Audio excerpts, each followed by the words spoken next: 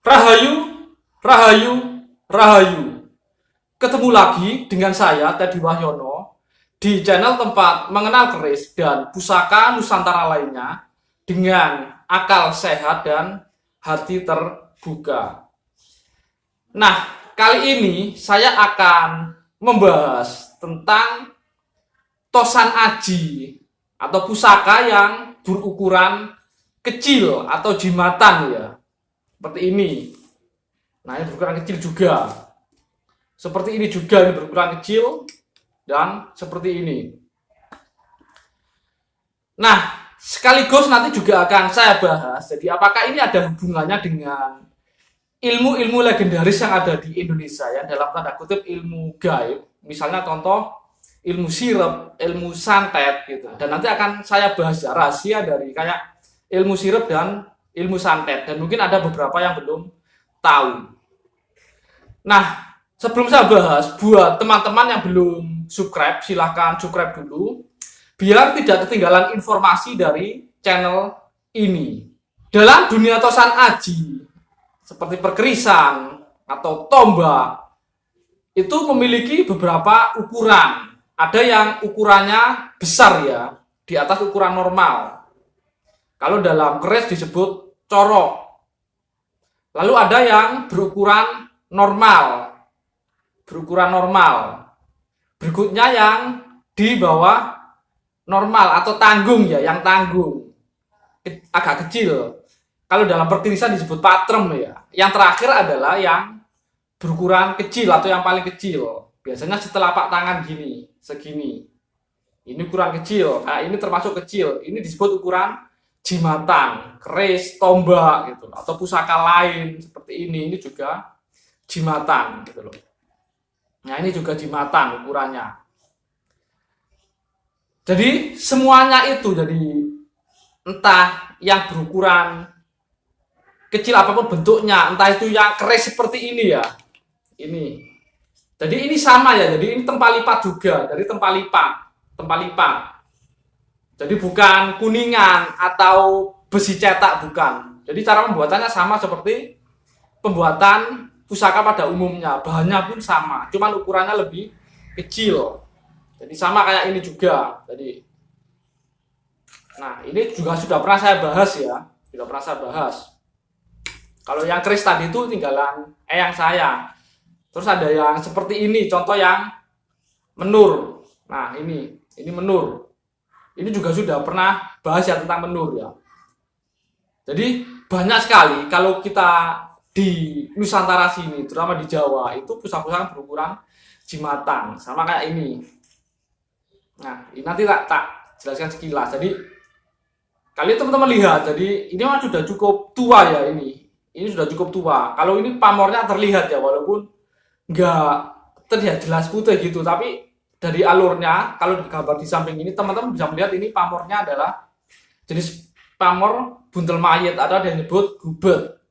Kenapa sih ada pusaka-pusaka berukuran kecil seperti ini ya? Dan ini memang karena ukuran kecil memang fungsinya dibawa kemana-mana. Nah, nanti saya jelaskan hubungannya dengan beberapa ilmu yang bisa dibilang gaib ya, atau jadi sebenarnya entah ilmu yang sirep, santet yang mungkin selama ini teman-teman kenal itu adalah klinik, sihir atau apa, sebenarnya itu enggak sepenuhnya menggunakan klinik ya, sesuatu yang gaib ya. Contohnya ilmu sirep. Jadi memang ilmu sirep, jadi selain pakai yang energi atau menggunakan bantuan dari istilahnya dunia lain ya, itu ada ilmu yang sebenarnya sangat logis sekali sebenarnya. Itu pakai bahan kimia, zat kimia. Sebenarnya teknik ini sudah sejak zaman dulu sering dipakai ya. Itu tujuan sirep itu untuk menidurkan orang lain, membuat orang lain tertidur. Biasanya kalau di desa saya dulu itu pernah ya beberapa istilahnya kemalingan gitu loh. Jadi pas kemalingan itu yo dilarang semua penghuni itu tidur semua. Jadi nggak ada satupun yang bangun. Katanya saya udah bilang kesirep semua gitu loh. Jadi sirup yang pertama itu jadi ada yang memang menggunakan ilmu kimia ya, ilmu kimia. Jadi biasa berupa gas, berupa asap ya. Jadi yang dihembuskan di ruangan di rumah itu. Jadi nanti yang menghirup nanti akan tertidur atau pingsan. Jadi pelan-pelan. Jadi efeknya memang smooth. Jadi memang ada beberapa. Kalau teman-teman di desa mungkin tahu ya, mungkin tahu ada beberapa tanaman yang bisa dipakai untuk itu. Tapi ya memang harus latihan dulu biar kebal dulu kalau zaman dulu. Jadi misalnya gampangnya misal pakai kecubung ya, asap kecubung itu bisa membuat orang mabuk ya, pingsan juga.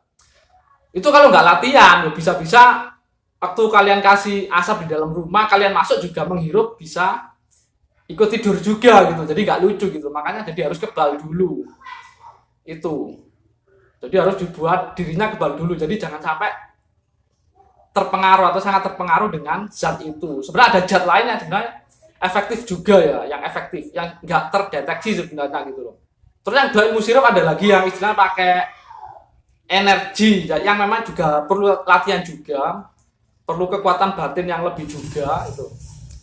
Istilahnya pakai ya dalam tanda kutip gaib lah, disantet sendiri di ilmu santet. Jadi itu juga ada tingkatannya. Mungkin teman-teman pernah dengar ya. Jadi yang pertama memang santet secara psikologis ya, jadi psikologis. Jadi itu nggak perlu pakai media apapun, nggak perlu pakai apapun.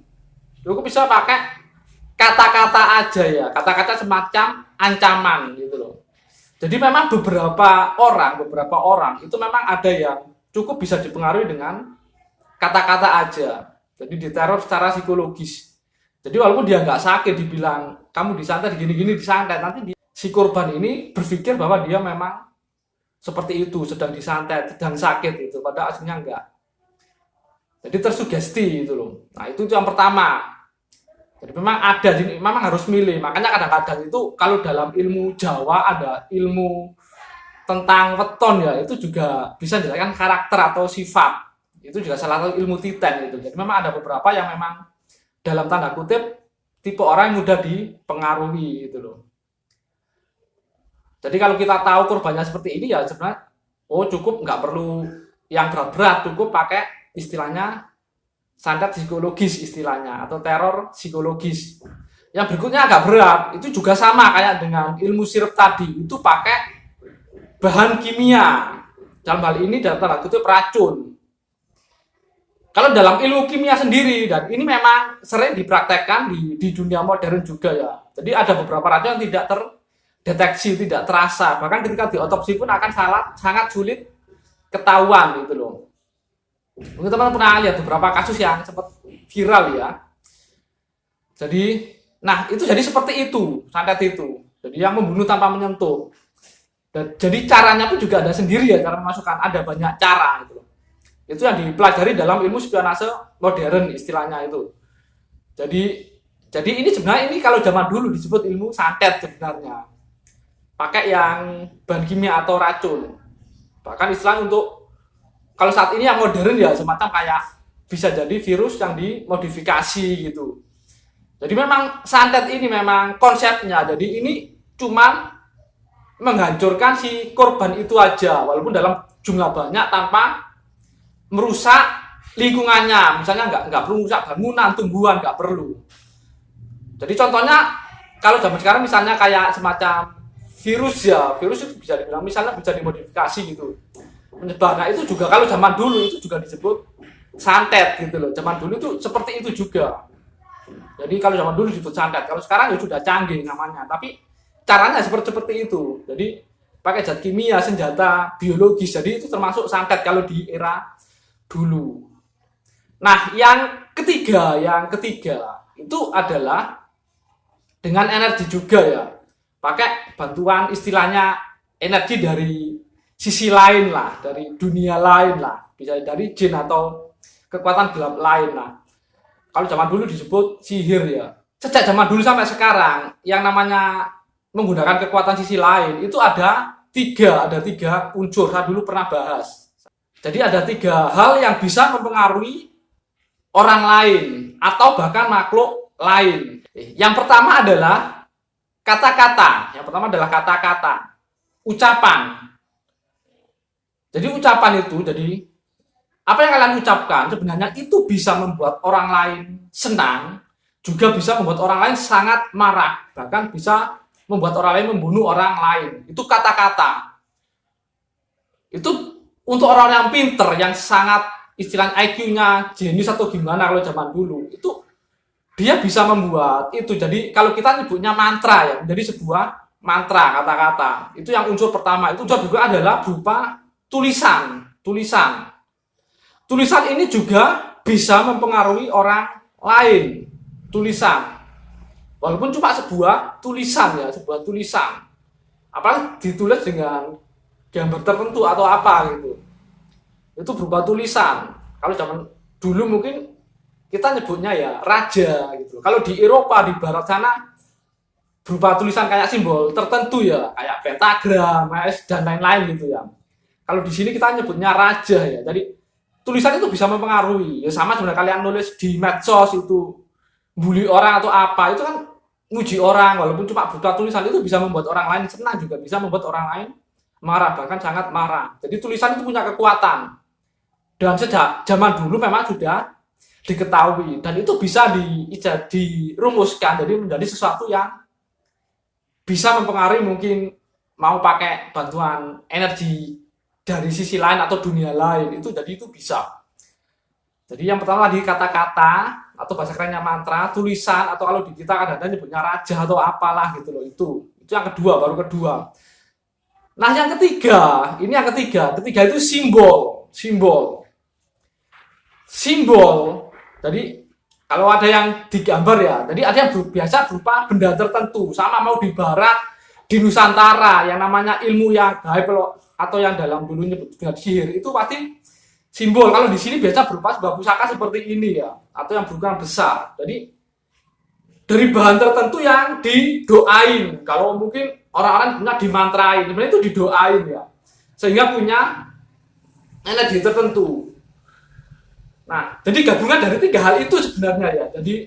Jadi fungsinya ini, lo kalau nggak tahu kayak mantranya, tulisannya, sebenarnya nggak apa-apa. Nanti suatu saat kalian akan tahu kalau punya benda seperti ini. Kalau memang yang beneran paham, jadi yang namanya simbol berupa pusaka ini nanti pasti digabung dengan sebuah mantra sama tulisan biasanya. Tulisan ada yang di media lain, ada yang langsung dituliskan di sininya, di simbolnya ini gitu loh. Jadi gabungan tiga itu. Dan itu yang bisa menghasilkan efek yang bisa dibilang gaib itu tadi. Jadi entah itu di Eropa, di barat sana, di timur tengah, di Afrika, sama di sini, pasti tiga hal itu. Tulisan, kata-kata, sama simbol. Jadi minimal ada tiga itu memang. Dan memang selalu seperti itu cara bekerjanya. Saya nggak mungkin jelaskan jadi caranya gimana. Tapi yang penting teman-teman tahu ya. Jadi mungkin itu aja. Semoga bermanfaat dan jangan lupa like dan subscribe-nya.